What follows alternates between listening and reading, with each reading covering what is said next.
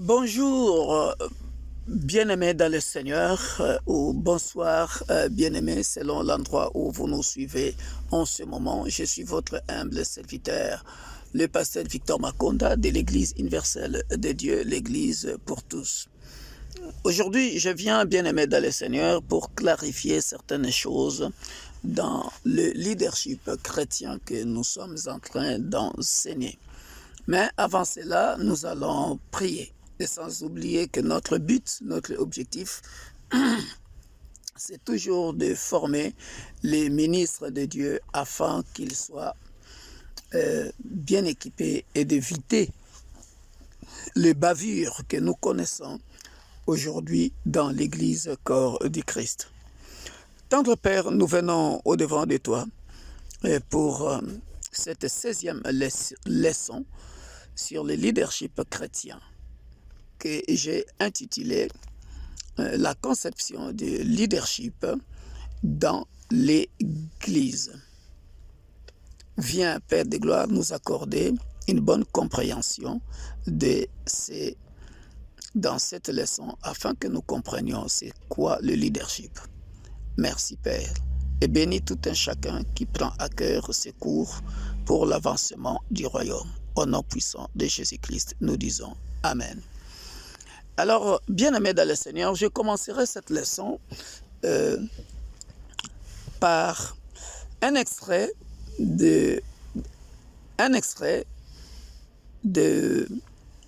audio de pasteur Dominique Angers,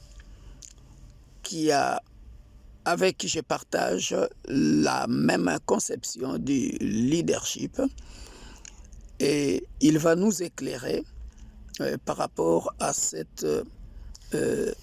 par rapport à son audio, parce que beaucoup de nous comprennent mal le leadership. Et après, je continuerai à parler du positionnement du leadership et pourquoi nous devons nous former. Parce que dans nos églises, la difficulté que nous avons, c'est que les membres de nos églises ne veulent pas se former. Et surtout quand ils accueillent un serviteur de Dieu qui vient déjà de notre église, qui croit être formé, parce que c'est le cas dans mon église. Et j'ai connu des serviteurs comme ça qui venaient déjà d'autres églises. Et quand ils viennent dans l'église universelle de Dieu, tu penses que comme ils ont déjà servi dans d'autres églises, ils connaissent beaucoup et ils peuvent t'aider. Mais quand tu vas commencer à le mettre en place, le voir à l'œuvre, c'est la catastrophe. Et quand tu lui demandes d'être formé, ce sont des serviteurs qui sont tellement orgueilleux parce qu'ils croient qu'ils connaissent déjà beaucoup et ne voudra pas se former. Et cette humilité-là, malheureusement, cause beaucoup de désastres dans nos églises. Écoutez cet extrait d'audio de pasteur Dominique Angers. Je vous en prie de suivre ça, bien-aimés dans le Seigneur, et ça va beaucoup nous aider. Suivez.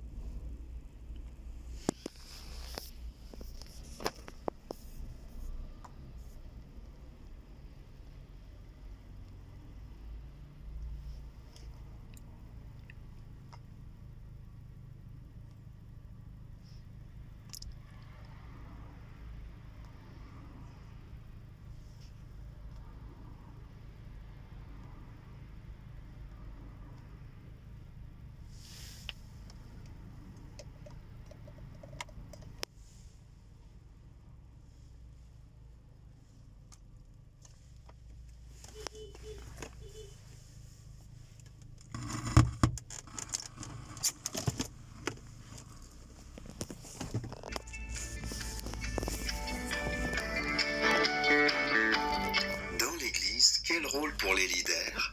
Quel rôle pour tous les membres? Certaines églises surestiment le rôle des leaders et sous-estiment le rôle des membres. Dans d'autres églises, c'est l'inverse. On empêche les leaders de jouer leur rôle. ce texte nous présente la juste perspective.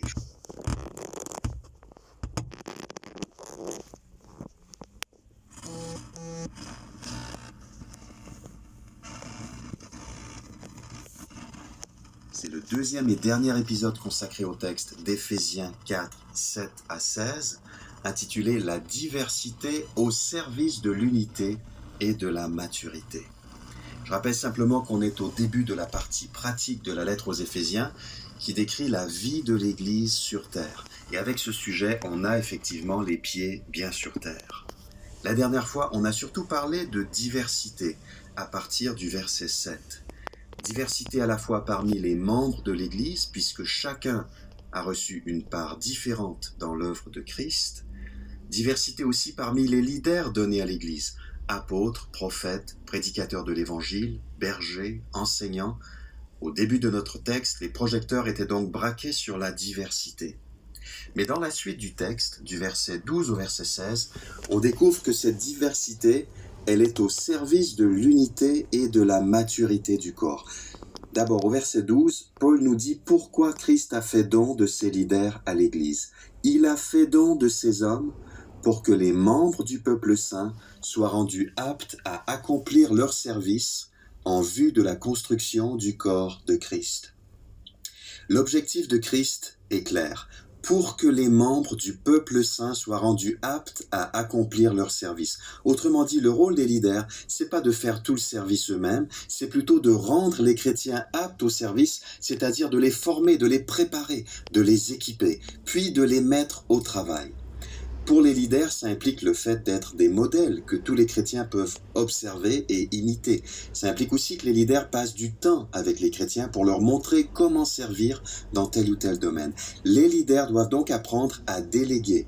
Mais ce n'est pas uniquement une histoire de délégation. Déléguer sans former, c'est dangereux. On forme, puis quand les personnes sont prêtes, on délègue. Mais attention, tous ne se verront pas confier les mêmes responsabilités. Je rappelle que le verset 7, au début de notre texte, affirme que chacun de nous a reçu la grâce de Dieu selon la part que Christ lui donne dans son œuvre. Les leaders doivent donc aider tous les membres à répondre à la question « Quelle grâce ai-je reçue pour le service ? Quelle part Christ me donne-t-il dans son œuvre ?» Et quand les choses deviennent claires, souvent ça se produit sur le terrain, au fil des essais plus ou moins fructueux dans différents domaines de la vie de l'Église, quand les choses se précisent, la formation peut s'accélérer et s'intensifier. Et quand chacun est à sa place, c'est tout le corps de Christ qui se construit, d'après la fin du verset 12. Paul combine ici deux métaphores, l'Église en tant que construction et l'Église en tant que corps. Son objectif, c'est de souligner la croissance de l'Église. L'Église est le corps de Christ, mais elle est aussi en pleine construction. Chacun se retrousse les manches pour participer à cette construction. Qu'est-ce qui se produit quand le corps de Christ se construit de cette façon? On a les résultats dans la suite du passage, les versets 13 à 16. L'unité et la maturité apparaissent de plus en plus et s'entremêlent de façon magnifique. 3 résultats au verset 13. Ainsi, nous parviendrons tous ensemble à l'unité dans la foi et dans la connaissance du Fils de Dieu. C'est un premier résultat. Plus tôt dans ce chapitre, Paul a affirmé que l'unité existe déjà et qu'il nous suffit de la conserver en 4.3. Ici, l'angle d'attaque est un peu différent parce qu'on est invité à parvenir à l'unité, à l'atteindre, en particulier dans le domaine de notre adhésion commune à l'enseignement chrétien. La foi, c'est le contenu de la foi, ce en quoi on met notre confiance. La connaissance du Fils de Dieu, c'est ce qu'on peut connaître de lui. Paul a donc à l'esprit les grandes vérités de l'Évangile et les implications pratiques de l'Évangile. Tout cela nous réunit. Deuxième résultat, toujours au verset 13, à l'état d'adulte. Il s'agit ici d'une maturité collective qui sera atteinte et que Paul mettra en contraste avec les personnes immatures du verset 14, on y arrive. Troisième résultat, fin du verset 13, à un stade de maturité où se manifeste la plénitude qui nous vient de Christ. En 1.23, on a vu que c'est dans l'Église que se manifeste la plénitude de Christ ou de Dieu. Ici, comme d'ailleurs en 3.19, l'expérience collective de la plénitude de Christ, c'est un objectif à viser et à atteindre. Plus concrètement, verset 14, de cette manière, nous ne serons plus de petits enfants ballottés comme des barques par les vagues et emportés çà et là par le vent de toutes sortes d'enseignements, à la merci d'hommes habiles à entraîner les autres dans l'erreur. On choisit la maturité plutôt que la vulnérabilité face aux enseignements erronés. Des enseignements trompeurs et dangereux, il y en avait à l'époque et il y en a encore aujourd'hui. Quels sont-ils? Qu'est-ce qui menace l'attachement de l'Église à la vérité? Chaque communauté locale doit répondre à cette question en fonction de son environnement, de sa situation propre. Verset 15. Au contraire, en exprimant la vérité dans l'amour, nous grandirons à tous égards vers celui qui est la tête, Christ. Exprimer la vérité ici, c'est pas tout simplement ne pas mentir ou dire ce qui est vrai. Paul fait référence à la vérité de l'évangile. En Éphésiens 1,13, il appelle l'évangile le message de vérité. On a ici une image très concrète et très positive de l'église locale. Que font les chrétiens entre eux? De quoi parlent-ils? Pas seulement de la pluie et du beau temps ou de l'actualité, ils se redisent la bonne nouvelle les uns aux autres. Voilà leur actualité prioritaire. C'est cette nouvelle-là qui les intéresse le plus. En d'autres mots, dans l'amour, les chrétiens se rappellent les uns aux autres qu'ils sont aimés de Dieu et pardonnés par Jésus-Christ. Laissé à soi-même, on est porté à douter de l'amour de Dieu, à remettre en cause son pardon. Se prêcher l'évangile à soi-même, c'est indispensable, mais ça ne suffit pas. On a tous besoin que nos frères et sœurs nous rappellent de différentes manières, avec tact et avec amour, que Christ nous aime. C'est cela qui nous fait grandir vers celui qui est la tête ou le chef de l'Église, Christ. Notre croissance est ainsi orientée vers Christ, nous croissons en lui. Verset 16, c'est de lui que le corps tout entier tire sa croissance pour s'affermir dans l'amour. Non seulement notre croissance collective se fait vers Christ, selon la fin du verset 15, mais elle se fait aussi à partir de lui. Christ est à la fois la source et la direction de notre croissance. Et le corps qui croit, il s'affermit dans l'amour. Voilà un bon critère pour évaluer la croissance de notre Église locale. Au-delà des chiffres, au-delà des apparences, au-delà des programmes, est-ce que notre Église s'affermit dans l'amour? La croissance de l'Église selon ce texte, elle est qualitative avant d'être quantitative. Bien sûr, l'une n'empêche pas l'autre. Il serait ridicule de célébrer l'absence de croissance numérique, mais choisissons bien nos priorités. Toujours au verset 16, à partir du corps, à propos du corps, sa cohésion et sa forte unité lui venant de toutes les articulations dont il est pourvu pour assurer l'activité attribuée à chacune de ses parties. Certains commentateurs ont fait la suggestion suivante. Les articulations, ce sont les leaders qui étaient mentionnés au verset 11, qui jouent un rôle particulier dans la croissance. Les articulations du corps guident certains mouvements, elles stabilisent, elles orientent les différentes parties du corps. Fin du verset 16, elles assurent l'activité attribuée à chacune de ces parties. Cette interprétation est tout à fait plausible et elle a l'avantage de bien résumer l'ensemble du texte, Éphésiens 4, 7 à 16, en insistant à la fois sur le rôle particulier des leaders qui sont les articulations du corps et sur la place unique de chacune des parties du corps. Chaque membre a son importance. Quelle est la vérité centrale de ce texte? Orientés par nos leaders, impliquons-nous pour que le corps de Christ croisse en unité et en maturité. Reconnaissons que nos leaders jouent un rôle stratégique et indispensable. Ils nous orientent, ils nous équipent, ils nous aident à trouver notre place.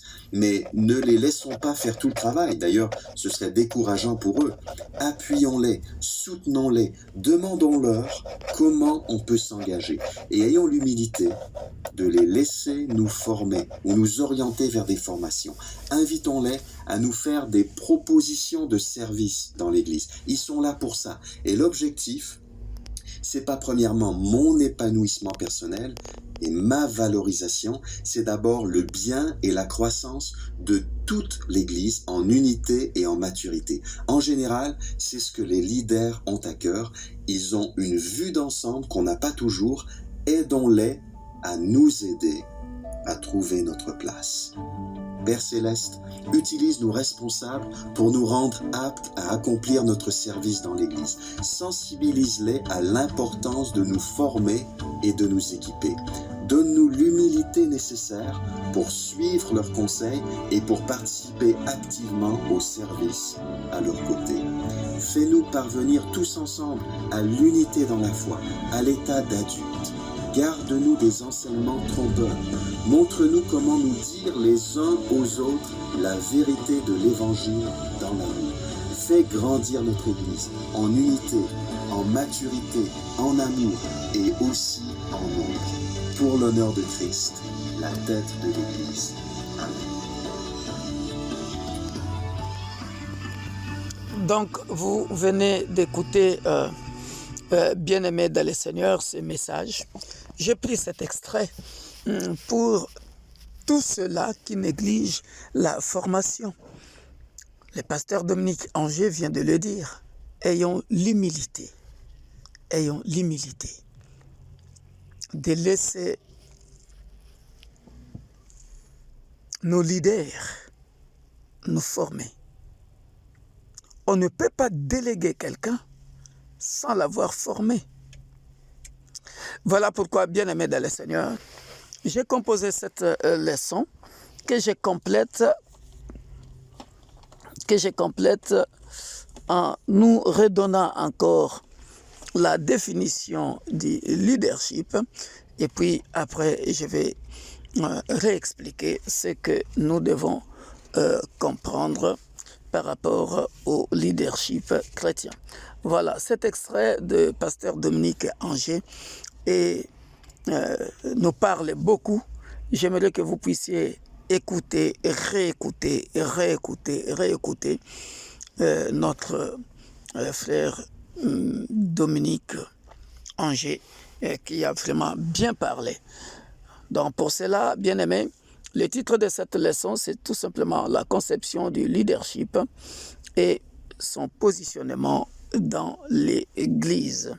Comme on est en train de parler de leadership chrétien, alors vous me poserez la question si le terme leadership est biblique. Alors, par définition même, après je vais expliquer ça, par définition, c'est quoi le leadership? C'est quoi un leader? Un leader, c'est un terme emprunté à l'anglais, ça c'est la définition Wikipédia, ou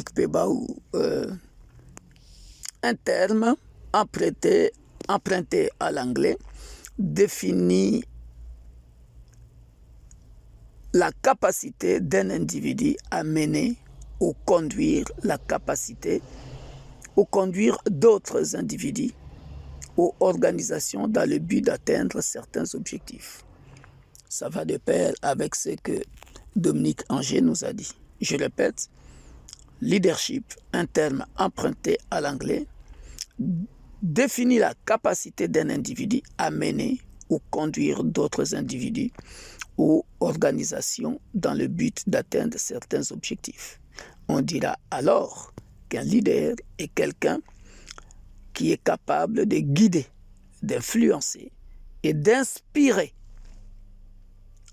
les autres. Son importance, le leader permet de valoriser et de motiver les membres de l'équipe, ce qui permettra de booster la performance de l'équipe et à développer le potentiel, ça c'est très important, à développer le potentiel des collaborateurs. Et puis, être un modèle, apprendre à déléguer. Voilà, donc ça va de pair avec tout ce que M. Dominique Angers vient de nous dire. Voilà pourquoi, bien-aimés dans le Seigneur, je vais nous expliquer ça encore. Si on t'est posé la question de savoir si le terme leadership est biblique, parce qu'il y a des pasteurs qui n'aiment pas ça. Mais le terme leadership est biblique. Parce qu'il y a des pasteurs qui, selon leur conception, quand on parle d'un leader, c'est quelqu'un qui est plus grand que les autres et qui est là en train de mater les autres. Alors, ils n'aiment pas ce terme-là parce que son positionnement dans l'Église, on met une chaise ou des chaises pour faire la différence entre le petit peuple, entre les membres de l'Église et les leaders. Cela n'est pas grave. Tout dépend de la conception du leadership. Parce que j'écoutais un pasteur dire, est-ce que le terme leadership chrétien est biblique? Ce pasteur-là est contre le fait qu'on met des chaises pour les leaders, pour les distinguer des membres de l'Église. Et quand c'est de fait, par exemple, des agapés, on met une table là-bas que pour les leaders, c'est-à-dire pour ceux qui prêchent et on les distingue par rapport aux membres de l'Église. Alors, je réponds à ces pasteurs que et à nous, membres de l'Église universelle de Dieu, tout dépend de la conception, nous, le peuple de l'Église universelle de Dieu, l'Église pour tous. Le pasteur Victor Makonda nous a toujours prêché l'humilité. Tout dépend de la conception du leadership de l'Église. Moi, le pasteur Victor Makonda, que vous me donniez une place, une chaise, ensemble avec les membres de l'Église, je m'assois là. Et d'ailleurs, j'ai appliqué ça dans mon Église pendant plus de 5 ans. Je m'asseyais ensemble avec le peuple de l'Église. Jusqu'à un moment donné, seulement, d'ailleurs, ce n'était pas mon idée, c'était l'idée de frères ou de sœurs anglophones qui ont dit, non, papa, il faut t'asseoir là-bas. Pasteur, il faut t'asseoir là-bas. Ils ont acheté, il y a une sœur, je me rappelle, qui avait acheté, je fais ma bénédiction, il a acheté 2 belles chaises blanches ou 3, comme ça, pour les pasteurs ainsi que les invités. Ça importe peu, parce que Jésus était toujours dans la foule, Jésus était toujours parmi les disciples. Mais Jésus aussi a fait cette différence-là. C'est parce que peut-être d'autres pasteurs ne le savent pas ou une incompréhension. Voilà pourquoi j'ai dit, tout dépend de la conception du leadership. Que tu t'assoies devant avec des chaises, je ne sais pas, dorées, je ne sais pas comment. Tout dépend, ça importe peu tout ça, ça importe peu. Ça c'est ma conception, ça importe peu. Le leadership c'est comment toi tu te comportes par rapport aux membres de l'Église, c'est ça qui compte. Être devant ne veut pas dire que tu ne considères pas les membres de l'Église. Alors j'ai pris ce passage de Matthieu chapitre 4. Matthieu chapitre 4, nous le verrons, bien-aimés dans le Seigneur. Matthieu chapitre 5. Matthieu chapitre 5. À un moment donné, Jésus s'est démarqué des disciples aussi. Regardez, lisons ces passages. Il faisait la différence entre lui et les disciples. Matthieu chapitre 5, verset 1. Voyant la foule, Jésus monta sur la montagne. Et après, il se fit assis. Ses disciples s'approchèrent de lui. Vous voyez? Donc ici, vous voyez que Jésus aussi avait appliqué cette formule. Peut-être que ce pasteur-là n'avait pas lu ce passage. Jésus est sur la montagne, c'est-à-dire à un niveau un peu élevé par rapport aux disciples. Vous voyez, il est à la montagne et après, la Bible dit, il se fit assis, ses disciples s'approchèrent de lui. Ici, on voit le leadership. On voit Jésus se démarquer de la foule. Donc, il est devant et la foule à peut-être à 1 mètre, 2 mètres de lui. Il est à un niveau comme sur la montagne et il regarde la foule et les disciples en bas. Il les fait asseoir. Et bien que Jésus-Christ est le modèle même de l'humilité. Et nous voyons encore Jésus-Christ dans la barque. Et Jésus-Christ se met debout dans la barque et la foule était de l'autre côté. Il fait aussi cette différence-là. Vous connaissez bien l'histoire de Jésus-Christ dans la barque. Donc là, on voit aussi Jésus-Christ faire la différence entre lui et la foule. Mais cela ne veut pas dire que Jésus n'était pas humble. Donc le positionnement dans l'Église dépend du pasteur, dépend du leader. Moi, je peux m'asseoir devant ou dans la foule, ça m'est égal. Ça m'est égal. Ça m'est égal. Ça m'est égal. Ça m'est égal. Ça m'est égal. Ça m'est égal. Cela ne veut pas dire que...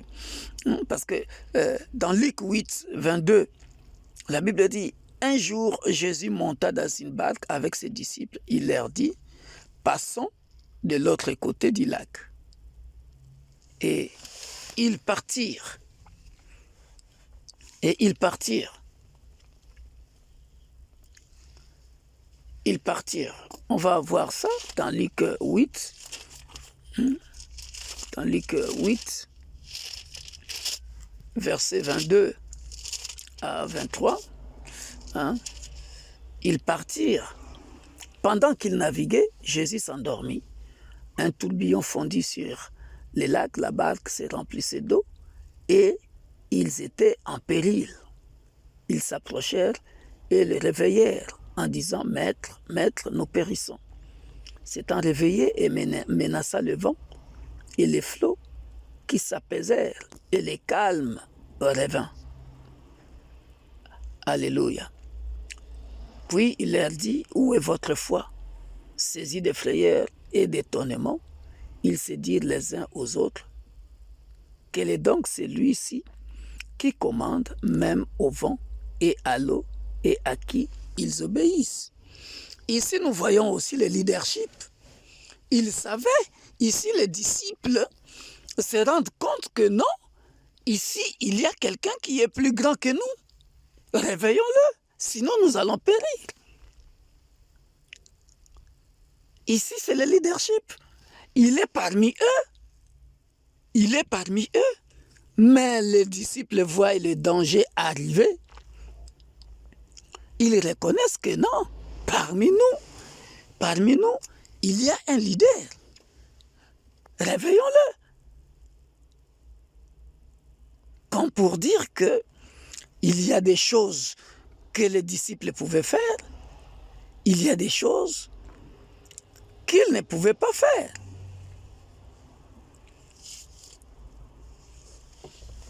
Ici, je démontre tout simplement qu'ils étaient ensemble dans les bateaux, mais quand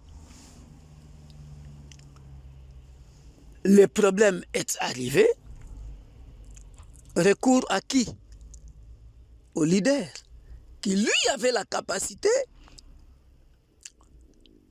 de calmer la tempête. Mais elle ne l'avait pas. C'est le leadership. Le leadership, c'est celui le leader, c'est celui qui est appelé à conduire les autres. Il peut s'asseoir parmi le peuple, mais il n'est pas comme eux. Il est doté d'un don supérieur. Il est doté de quelque chose de particulier qui fera la différence entre lui et les personnes qu'il est en train de diriger. Voilà pourquoi on l'appelle le visionnaire. C'est ce qu'était Moïse, bien-aimé dans le Seigneur. Voilà pourquoi je voulais dire ça, bien-aimé dans le Seigneur. Maintenant, par rapport au comportement, j'aimerais compléter ça dans Matthieu chapitre 18. Dans Matthieu chapitre 18.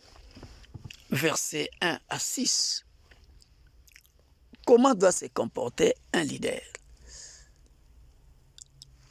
À ce moment, Matthieu chapitre 18, versets 1 à 6, à ce moment, les disciples s'approchèrent de Jésus et dirent, « Qui donc est le plus grand dans le royaume des cieux ?»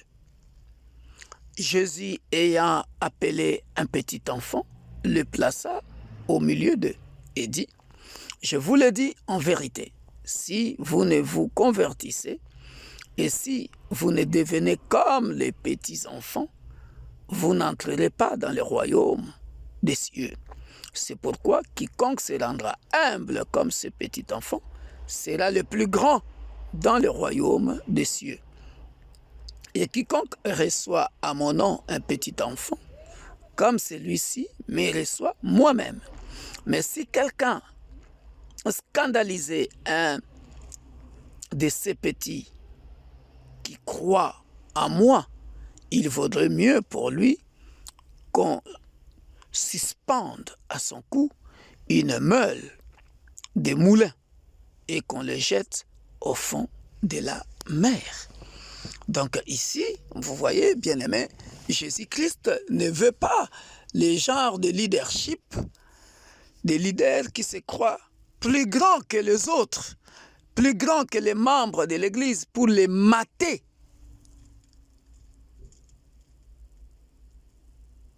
Pour les considérer comme de moins que rien. Ça, Jésus ne le veut pas. Il veut qu'un leader soit aussi humble. Voilà pourquoi notre frère Dominique Angers l'a dit dans ces termes, un leader est celui qui, avec tact, il a employé ces termes-là, avec tact et avec amour, parle aux membres de l'Église, aux fidèles de l'Église. C'est ça. Donc, tu peux t'asseoir devant, tu peux t'asseoir parmi le peuple, mais quel est le comportement que tu affiches parmi les membres de l'Église? Comment te comportes-tu?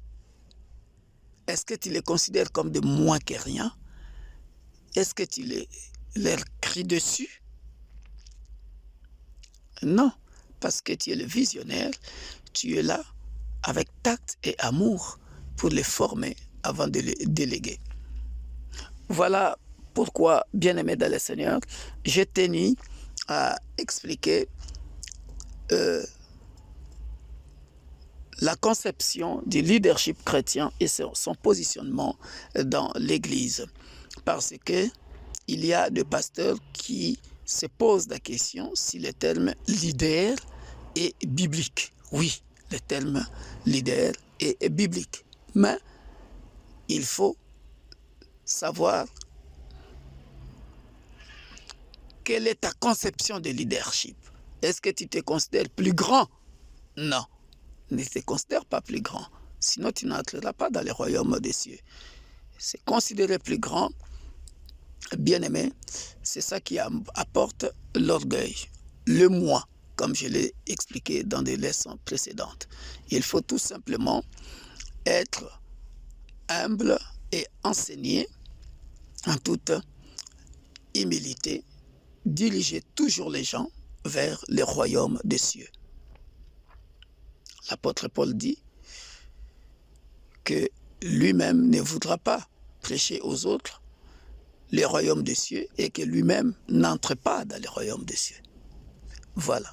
Mais le terme leadership ou leader est biblique. Si on vous posait la question, c'est biblique. Mais tout dépend de la conception du leadership. Parce qu'il y en a qui se donnent des noms. Bon, bishop encore, ça va. Bishop, ça veut dire tout simplement, c'est un terme anglophone qui veut dire tout simplement évêque ou ancien. Ça n'a rien à voir. Mais bon, ce qui s'appelle encore d'autres noms, archibishop, archi, et tout cela, c'est quand même malheureux. Voilà, bien-aimés dans le Seigneur, la conception de leadership et son positionnement dans l'Église. Donc, la position par rapport aux chaises ou rester au même rang que les membres de l'Église, moi je le faisais avant. Donc ça n'a pas d'importance. Que je m'assoie devant, je reste pasteur Victor Makonda avec le cœur que Dieu m'a donné et l'humilité que Dieu m'a donnée. Que je sois parmi le peuple, cela ne me change pas du tout. Voilà. J'aime le peuple que Dieu m'a donné. Je suis tout le temps présent pour les encourager, leur montrer les chemins à suivre. Et voilà. Soyez bénis. Bien-aimés dans le Seigneur, c'était notre 16e leçon. Soyez bénis. Bye bye. C'était votre humble serviteur, le pasteur Victor Makonda de l'Église universelle de Dieu, l'Église pour tous. Que Dieu vous bénisse. Amen.